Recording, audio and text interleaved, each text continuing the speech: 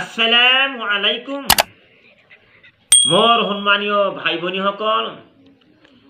এতিয়া মই যিটো বিষয়ে আলোচনা কৰি আছো বিশ্ব নবী হজরত মুহাম্মদ সাল্লাল্লাহু আলাইহি সাল্লামৰ কেইজন ঘৈণীয়েক আছিল, কেইজন স্ত্ৰী আছিল, সেই বিষয়ে মই আলোচনা কৰিম। গতিকে তাৰ আগতে মই সেই শক্তিশালী আল্লাহৰ প্ৰশংসা কৰিছো আলহামদুলিল্লাহ, আৰু নবীৰ প্ৰতি দৰুদ শৰীফ পঢ়িছো সাল্লাল্লাহু আলাইহি সাল্লাম। এতিয়া হযরত খাদিজা রাদিয়াল্লাহু তাআলা আনহা আৰু জয়নব বিনতে খুজাইমা রাদিয়াল্লাহু তাআলা আনহা রাসূলৰ জীৱতসায় মৃত্যুবৰণ কৰিছিলে। তাৰ মানে আমাৰ নবী যে জীবিত আছিল, মানে আমাৰ নবী জীবিত থকা অৱস্থাতে কি কৰিছিলে, এই নবীৰ দুইজনী ঘৈণীয়েকে মানে স্ত্ৰী এই দুনিয়াৰ পৰা বিদায় ল'লে, মানে মৃত্যুবৰণ কৰিলে। এজনৰ নাম হ'ল খাদিজা আৰু আন এজনৰ নাম কি হৈছে তোমাৰ কি কৈছে জয়নব বিনতে খুজাইমা।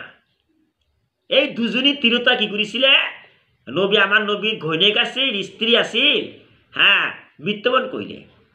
গতিকে ইয়াৰ দ্বাৰা আমি কি বুজিব পাৰিলোঁ, দুনিয়াৰ পৰা কোনেও জীৱিত নাথাকিব নোৱাৰিব।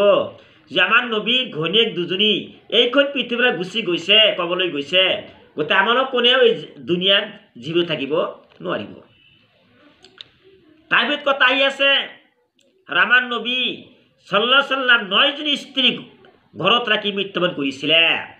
আৰু কি কৰিছিল, 9জন, এটা নহয় দুটা নহয়, 9জন স্ত্ৰী আছিল, বিবি আছিল আমাৰ নবীৰ।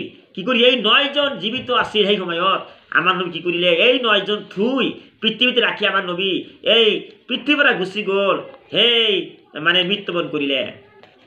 সেইবোৰ হৈছে সৌদা। আপোনালোকে মনত ৰাখিব, পাহৰি নাযাব। 1 নম্বৰ মই কৈছোঁ, মই আমিৰ হামজা কৈ আছোঁ, যিটো মানে কিতাপৰ পৰা কৈ আছোঁ, সেইটো 1 নম্বৰ সৌদা ৰাদিয়াল্লাহু তাআলা আনহা। 2 নম্বৰ হৈছে আয়েশা ৰাদিয়াল্লাহু তাআলা আনহা। 3 নম্বৰ হাফসা রাদিয়াল্লাহু তাআলা আনহা। 4 নম্বৰ উম্মে সালামা রাদিয়াল্লাহু তাআলা আনহা। জয়নব বিনতে জাহশ রাদিয়াল্লাহু তাআলা আনহা। জুয়াইরিয়া রাদিয়াল্লাহু তাআলা আনহা। উম্মে হাবিবা রাদিয়াল্লাহু তাআলা আনহা।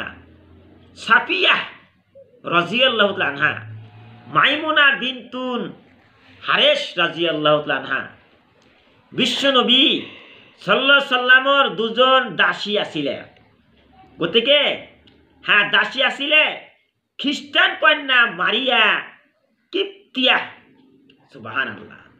গতিকে ইয়াৰ দ্বাৰা বুজিব পাৰিলোঁ যে আগৰ মানুহে কি কৰিছে, সকলো মানুহে মুছলমান নাছিলে, কিছুমান মুশ্ৰিক আছিল, কিছুমান খ্ৰীষ্টান আছিল।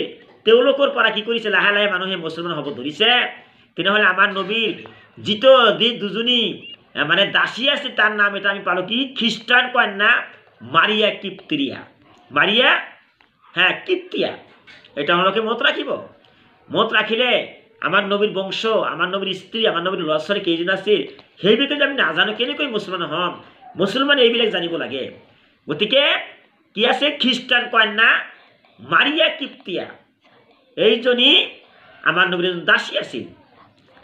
আৰু দাসী হৈছে 2 নম্বৰ ইহুদী কন্যা ৰায়হানা বিনতে জায়েদ আল কুৰাইয়া।